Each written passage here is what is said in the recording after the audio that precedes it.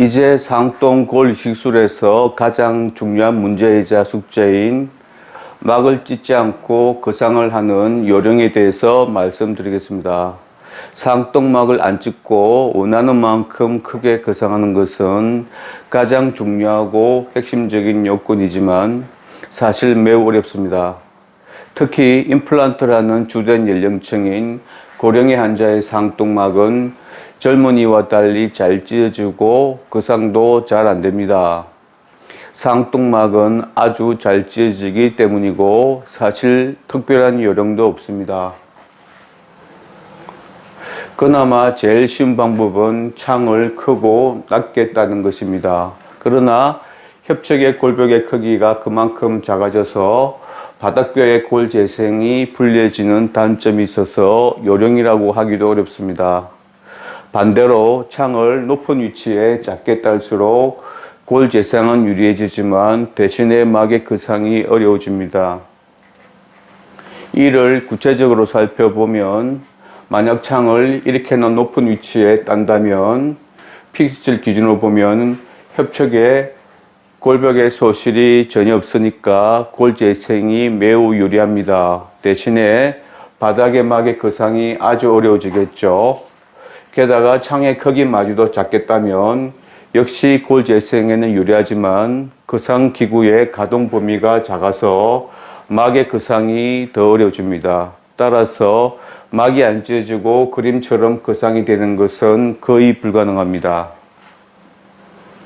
그래서 옆으로라도 길쭉하게 창을 내어서 거상을 조금 더 수월하게 만들려고 하더라도 창을 나는 위치가 이미 높아서 쉽지가 않고 수술 범위가 그만큼 커져서 수술이 아프고 힘들게 되는 불리함도 있습니다.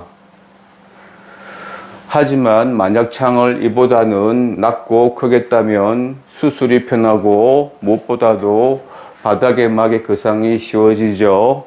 반면에 협착 골벽의 크기가 작아져서 골 재생이 불리합니다. 따라서 반드시 차폐막을 써서 잇몸 조직이 자라들지 못하도록 확실하게 차단을 해줘야만 합니다. 결론적으로 두 가지 방식 다 각각 장단점이 있는 것입니다. 둘 중 어떤 방식을 택할지는 첫째가 막의 두께이고 나머지 바닥의 모양, 상동의 모양과 크기, 원하는 거상 범위, 사용할 시제의 종류 등에 따라 결정할 수 있을 겁니다. 다시 말해서 골 재생의 결과는 이론적으로는 창을 작고 높이 따는 것이 가장 좋습니다만 그것은 막의 거상이 제대로 된 경우일 뿐 만약 거상이 제대로 안 된다면 창을 낮고 크게 따는 것보다 골 재생이 오히려 못합니다. 그만큼 막의 거상이 제일 중요합니다. 그래서 막의 거상에 자신이 없다면 차라리 창을 낮고 크게 따는 것이 무난하다고 생각합니다. 단 반드시 차폐막을 해줘야만 합니다. 만약 안 해주면 잇몸 조직이나 연 조직이 자라 들어와서 골벽의 재생이 안 될 뿐더러 20분 내에 골 재생까지도 방해를 하기 때문입니다. 따라서 이식제로 꽉 채우지 않는 것이 좋겠죠. 그래야 골벽의 재생이 잘 될 텐데 이렇게 다 채우면 이식제 때문에 골벽의 재생이 불량해지고 따라서 창 주변에 골 재생이 더 나쁘게 되기 때문입니다. 만약 창의 위치가 높고 크기가 작다면 이식제로 꽉 채우고 차폐막을 쓰지 않아도 크게 잘못될 것은 없겠죠. 왜냐하면 이 높이까지는 협착의 골벽이 있어서 골 재생이 나쁘지 않고 또 이식제 자체가 차폐막 역할을 하기도 해서입니다. 다만 수술 후에 코를 풀거나 재채기를 할 때 호흡기에 밀려서 이식제가 상동 밖으로 밀려나갈 수도 있습니다. 즉 이식부의 공간 유지를 위해서라도 차폐막을 쓰는 것입니다. 하지만 이렇게 되더라도 이 부분에 골 재생이 있어서 큰 문제는 없겠죠. 하지만 만약 창의 위치가 낮고 크게 나 있다면 이식제가 쏟아지듯이 크게 밀려나갈 가능성이 높으니 반드시 차폐막을 해야 하고 그것도 핀으로 고정을 확실하게 시키는 것이 좋겠습니다. 이래야 골 재생량과 골질을 확보할 수가 있게 됩니다. 이제 막의 거상의 단계별 요령에 대해서 알아볼까 합니다. 첫 단계로 일단 창을 따는 단계인데 여러 가지 기구나 장비를 활용할 수 있지만 구태여 별도의 기구나 장비를 쓰지 않아도 그다지 어렵지는 않습니다. 정작 어려운 것은 두 번째 막을 올리는 단계인데 아까 말씀드린 대로 거상을 쉽게 하려면 창을 따는 자체보다는 창의 위치와 크기를 잘 선택하는 것이 더 중요합니다. 하지만 창을 따는 단계에서부터 막이 찢어지면 첫 단추부터 잘못 끼우는 셈이라서 신경을 써야 합니다. 막을 찢지 않고 홀을 따기 위해서 일단 제일 먼저 인식할 필요가 있는 점은 쌍통의 척벽을 삭제할 때 절삭기구의 크기와 골벽의 두께에 따라서 홀의 크기가 달라진다는 점입니다. 구체적으로 보면 절삭용파로 척벽을 삭제할 때 살짝 막이 비치면서 막이 노출되기 직전까지만 구멍을 내면 되죠. 이러면 마치 초겨울에 생긴 살얼음처럼 얇은 골벽만 남게 됩니다.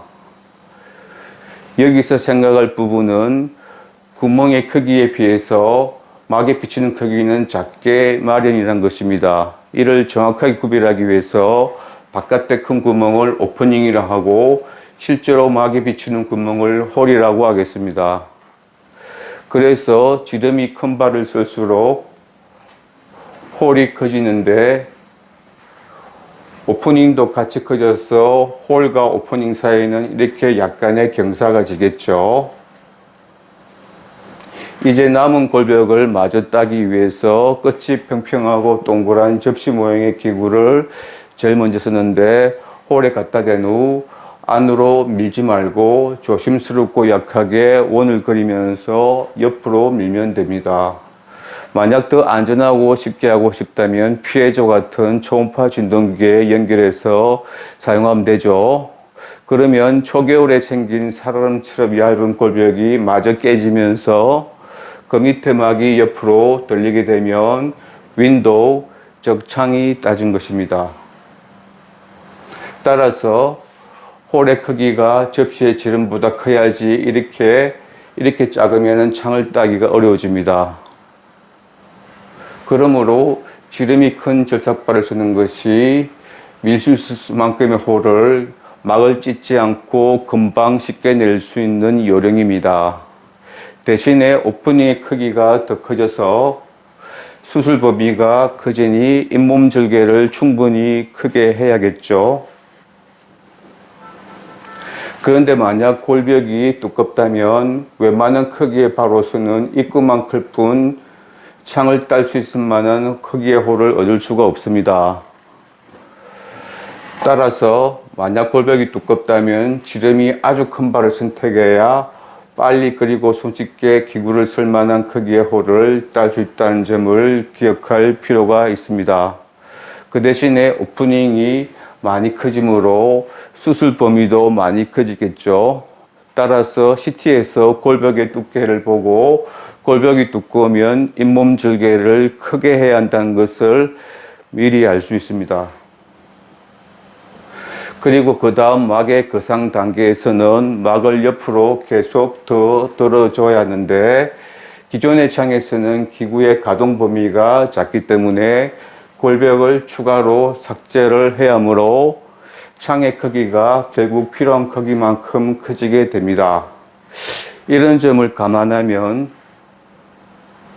아예 처음부터 홀을 크게 뚫는 것이 편합니다. 왜냐하면 구멍이 클수록 창을 따는 것도 또 막을 거사는 것도 수월해지기 때문이죠.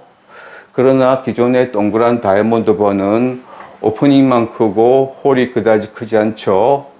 그런데 골벽마저도 두껍다면 더 큰 발을 쓰더라도 홀의 크기는 똑같고 수술 범위만 커집니다. 그러니 막을 찢지 않고 이렇게 큰 홀을 한 번만에 내려면 엄청나게 지름이 커야 되는데 구할 수도 없고 또 있다고 한들 오프닝이 너무 크니까 수술 범위도 엄청나게 커져서 불가합니다. 그래서 끝이 평평하거나 뭉툭한 형태의 저작발을 별도로 구입해서 사용하면 홀을 처음부터 크게 낼 수 있으니 많이들 쓰고 계시죠. 하지만 홀의 모양은 여전히 동그랗기만 합니다. 아까도 말했듯이 창의 크기와 위치가 막의 거상에 영향을 미친다고 했는데요. 비슷한 맥락에서 창의 모양도 영향을 미칩니다. 왜냐하면 상동이 작고 바닥이 좁은 것보다는 넓고 바닥이 평평할수록 막의 거상이 쉬우니 창의 크기가 작아질 수가 있었습니다. 대신에 넓으니 옆으로 길쭉한 모양으로 되는 것이 막의 거상에 유리하겠고, 동그랗고 크게 창을 따서 불필요하게 골벽을 손해볼 이유가 없습니다. 그래서 실제 임상에서는 창의 모양도 자연적으로 상동의 모양에 따라가는 것이 골 재생에 유리합니다. 게다가 막까지 두껍다면 거상이 더 쉬워지므로 창의 크기가 더 작아질 수 있고 위치마저 위로 올라갈 수가 있게 되죠. 따라서 이 경우에는 막이 두꺼운 이점을 살리기 위해서는 창의 크기와 위치를 정확하게 딸 필요가 있습니다. 그래서 일률적으로 동그랗게 크게 창을 따고 시작한 것보다는 창의 가장자리, 다른 말로 테두리만 홀을 내서 처음부터 원하는 모양과 크기로 창을 따는 것이 효율적이고 또 미리 계산된 위치에 정확하게 창을 따기도 쉽습니다. 지름 5mm 정도의 동그란 다이아몬드 바를 컨투라 앵글이 아닌 스트레이트 앵글에 연결해서 골착제라면 원하는 자리에, 그리고 작은 수술 범위에서, 다시 말해서 잇몸 절개를 최대한 작게 해서 길쭉하거나 삼각형 혹은 동그랗게 뭐든지 원하는 모양과 크기로 테두리만 따는 방식입니다. 그러면 테두리만 막이 비치고 가운데는 골편이 남아 있는데요. 골벽이 얇다면 테두리가 크게 따이고 골편도 크게 남고, 골벽이 두꺼우면 테두리가 좁게 따이고 골편도 작게 남겠죠. 이런 경우에는 테두리가 좁아서 창을 따기가 조금 곤란해지는데요. 이 경우 안으로 밀면 막이 찢으니까 절대로 밀면 안 됩니다. 저의 경우는 접시 모양 기구를 초음파 진동기에 연결해서 골편에 대고 밀지 말고 진동을 주면서 옆으로 밀어서 마저 창을 따주고 있습니다.